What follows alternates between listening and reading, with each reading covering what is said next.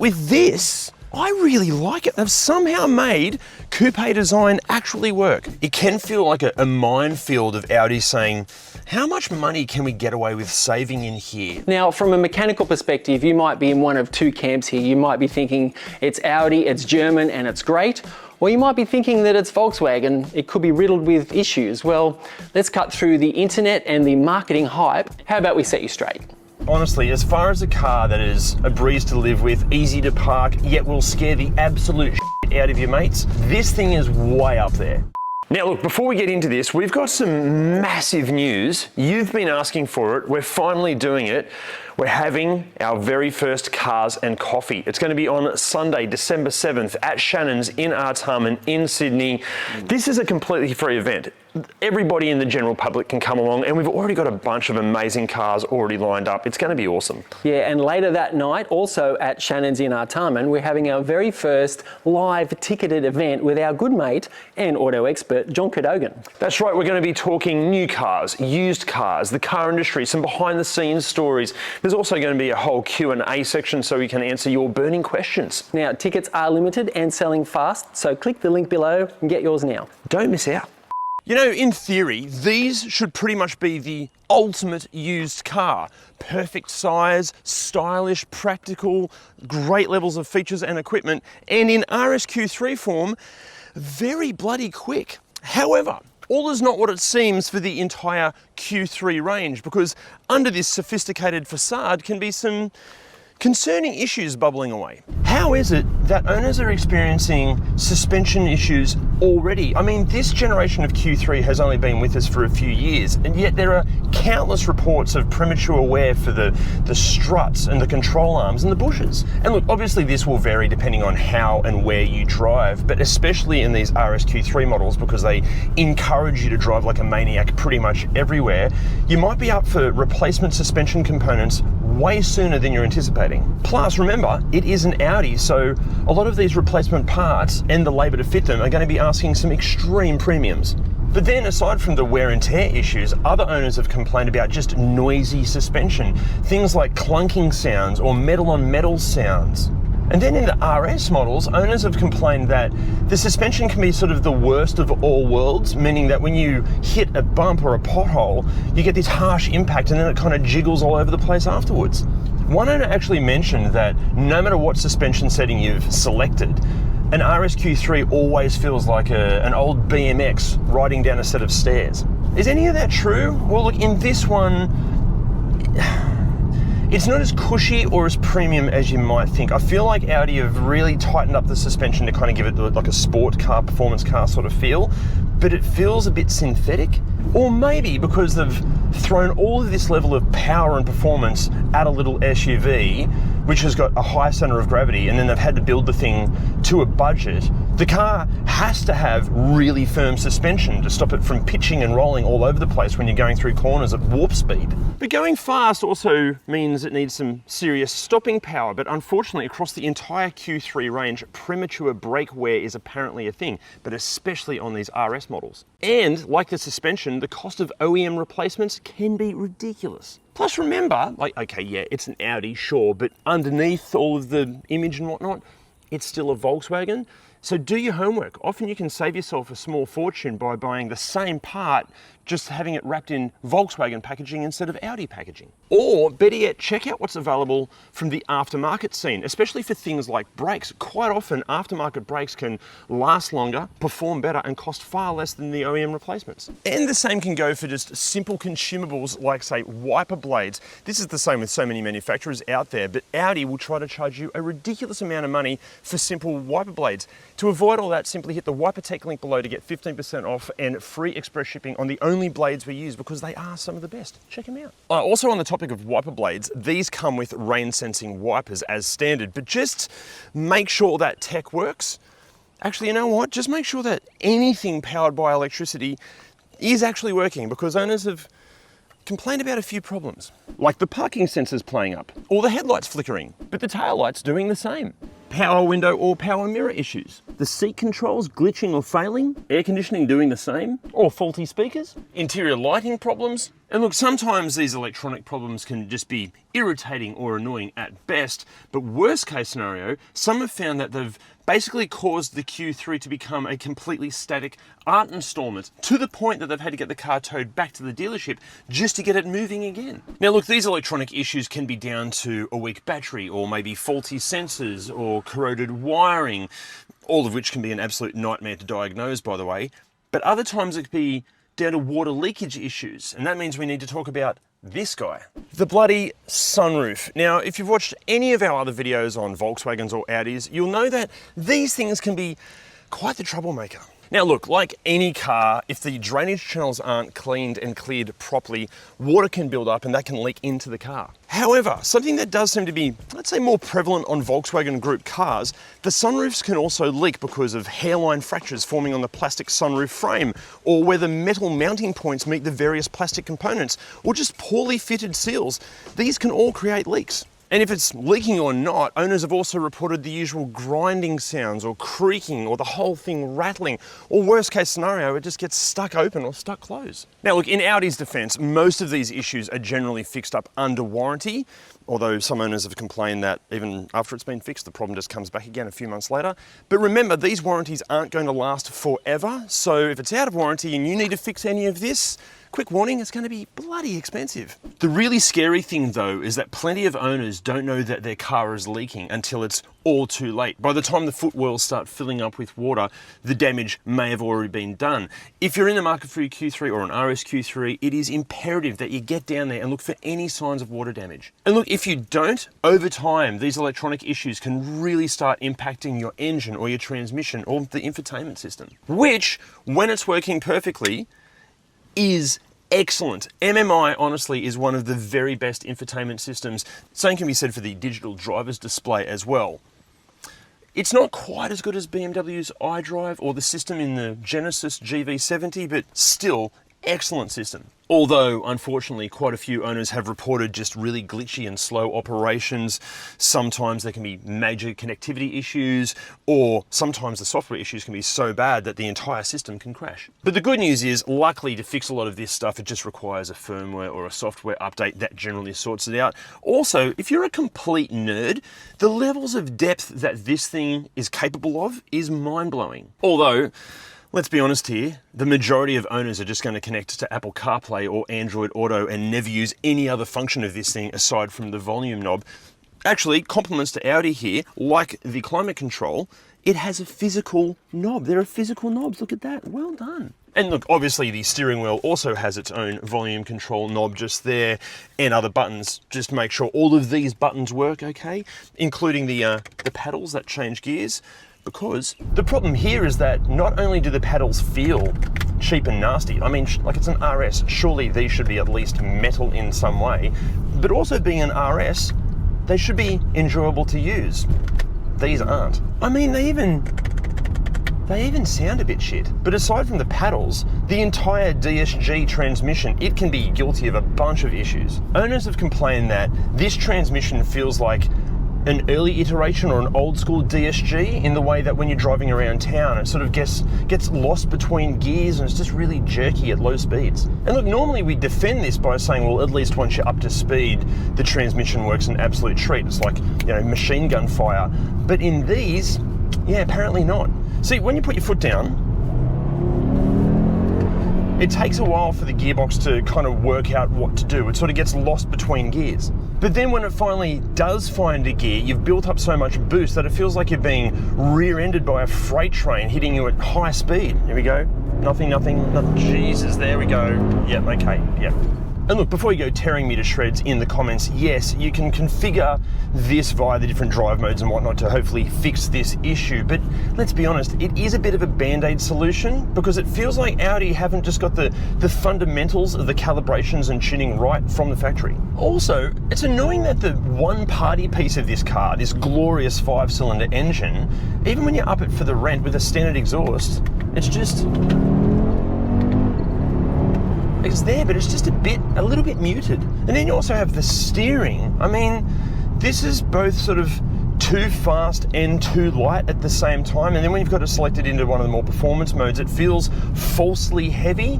And I know I sound like a wanker saying this, but there's no real sort of nuance to it. It's also hard to calibrate your own driving characteristics to it. It's another complaint plenty of owners have. Look, I just think a car like this, it should feel so premium and so polished. But with this and all of the RS Q3 I've driven, they just feel a bit unfinished. Also, the rattles and squeaks through the interior, they certainly don't add to a sense of premium either. Plus, even a little bit of research on the Q3 will bring up countless reports of a rattling or a buzzing sound coming from the footwell of the passenger side. The problem here is the fuel lines rattling, super common. But that's not the only rattling issue. Plenty of owners are complaining about rattles and squeaks and creaking noises coming from the entire interior. And according to plenty of the owners and techs we spoke to, often the only fix is just to turn the stereo up. Luckily, the sound systems and even the standard Q3s are actually pretty decent. Nothing special, but they'll do the job. These Bang & Olufsen systems, massive improvement to sound. Although some owners have complained that considering the cost of it as an optional extra, maybe they're not quite up to scratch. Maybe they're not quite as good as you're anticipating. But like most cars, improving the sound quality to your stereo is an absolute breeze. In fact, we teamed up with our mates from Automotive Superstore to make a full video guide to improving your in-car entertainment experience. The link for that video is down below. And also, they carry literally hundreds of thousands of other parts, from suspension parts, engine components, dash cams, car care products, you name it, they've got them. Check them out, they're mates of ours. Again, the link is down below. Now, look, by this point in the video, you're probably thinking, what a piece of shit these things are. You'd be mad to buy one. That is simply not the case. For the vast majority of owners out there, like Chris that owns this car, they've never ever had a problem, and they probably will never have a problem. Yeah, a few of them can have, these gremlins here and there, but as long as they're fastidiously maintained, hopefully you're going to end up like Chris and have a perfect example. However, like you, I too despise the entire coupe SUV design thing, because it's the drizzle of car design. What I mean is that drizzle isn't rain, but it's also not rain. It's this annoying kind of halfway point. Coupe SUVs, they're not a real coupe, but they're also not a real SUV. It's just this shitty compromise between the two. But with this, I really like it. I think this actually works. It's a bit like the Audi Q8 and RS Q8. They've somehow made coupe design actually work. Still, the proper wagon-shaped ones, they're cooler, that's just a fact. But there are some bloody annoying features in the exterior design. See this vent here? Not a real vent. That's fake. That's lazy design, Audi. Stop it. Also, this rear diffuser doesn't do anything. That diffuses about as much air as a soggy tissue. Again, lazy design, Audi. Stop it. Plus, thanks to the swoopy roof design, there's not as much headroom in this as there is in the wagon model. I'm exactly 10 centimeters taller than surfing legend and Audi brand ambassador Steph Gilmore. This is in my driving position, and as you can see, my fabulous hair is getting ruined by the bloody roof. But the rest of the room in here, considering the size of this thing, not too bad. Knees aren't touching the backs of the seats, and you've got little cutouts in the RS seats as well. Good amount of footroom.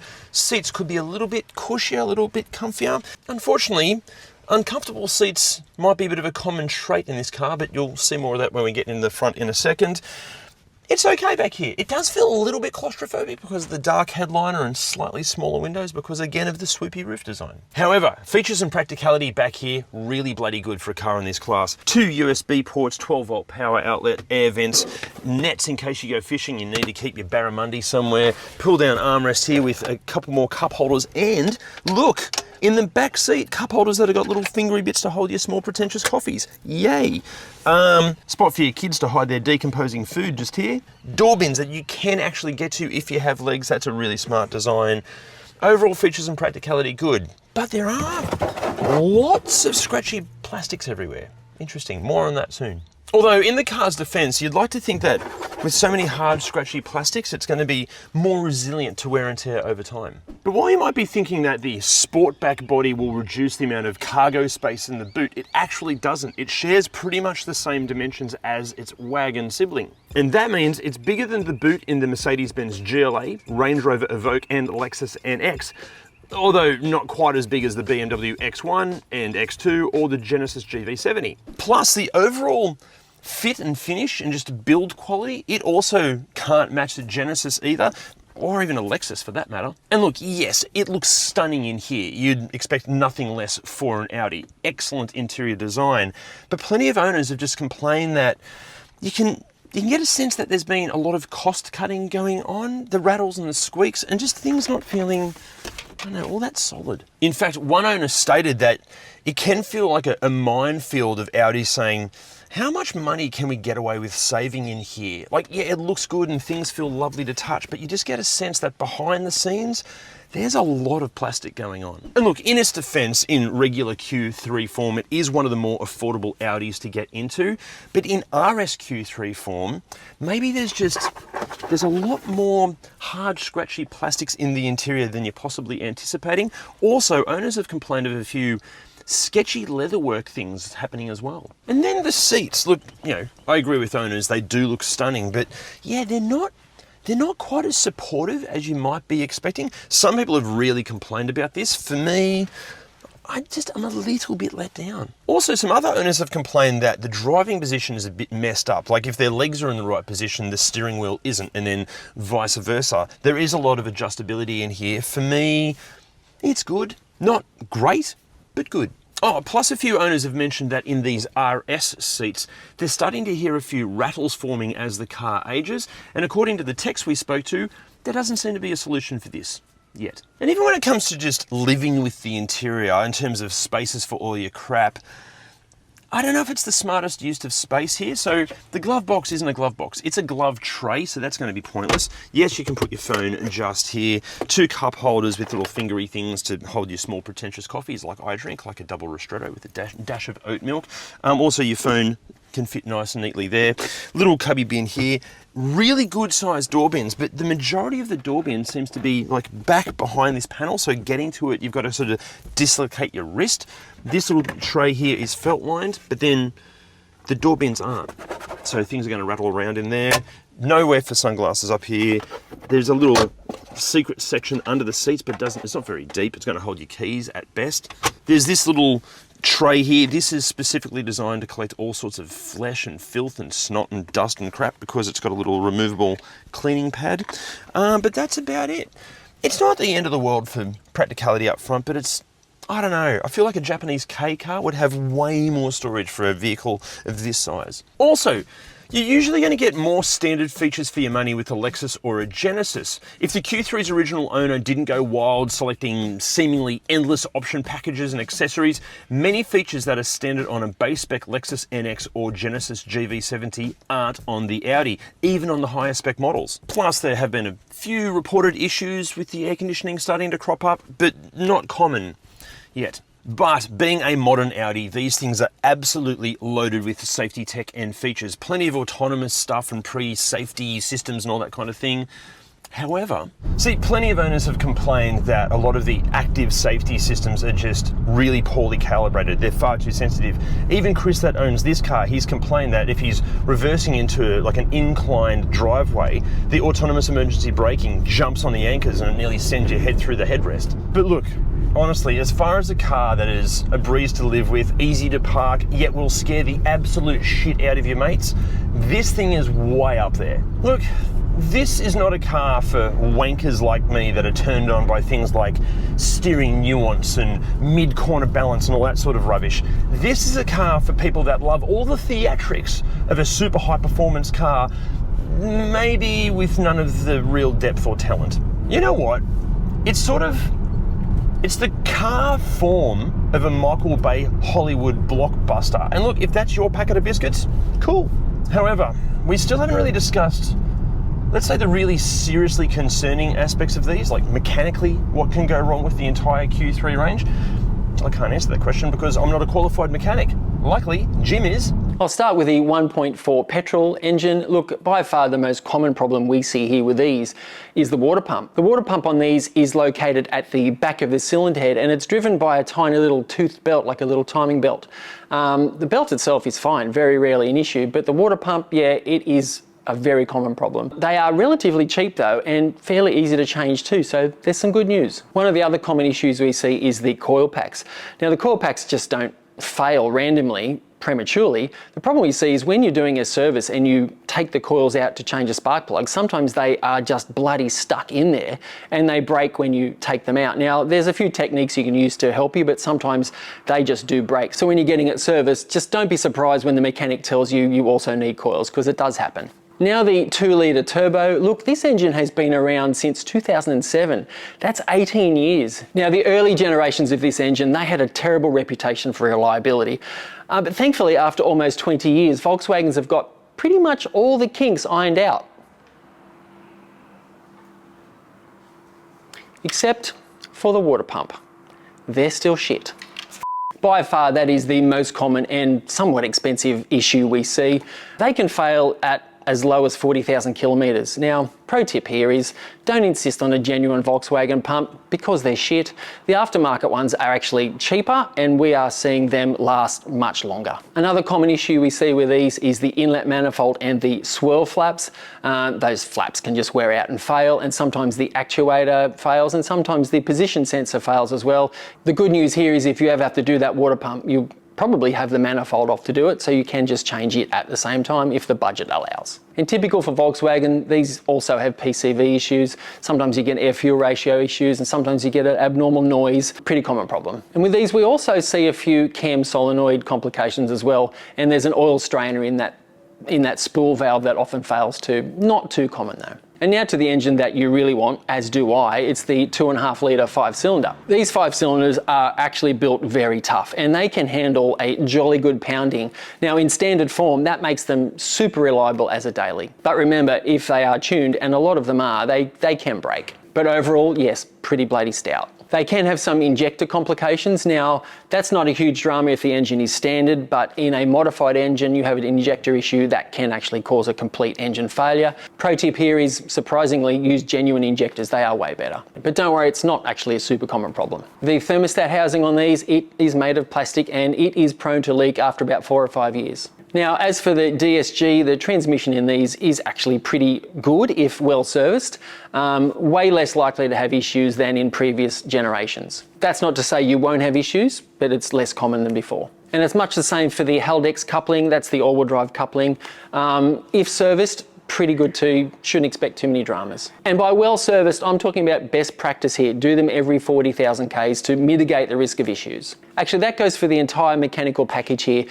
Fastidious servicing is the key. The problem here is a lot of these vehicles can be ex-lease vehicles or previously owned by people that just don't care. So you just have to make sure that the servicing history is perfect. So look, this probably won't shock you, but when it comes to the regular Q3 models, so the non-RS ones, we don't think you should buy one. Brand new and with a full factory warranty, yeah, sure, why not? But the moment that warranty is up, nah, look, just don't do it. Why? Because for the money that regular used Q3 are asking, there are just so many other better cars out there instead. See, currently regular Q3 range from about $20,000 to around about $85,000. But when you take into account just how much they can depreciate in value, how much parts and maintenance and servicing can ask, and then add the concerns of build quality and reliability issues, aside from the badge appeal that this kind of comes with, we just don't think a regular Q3 offers anything special. But what about the RS Q3?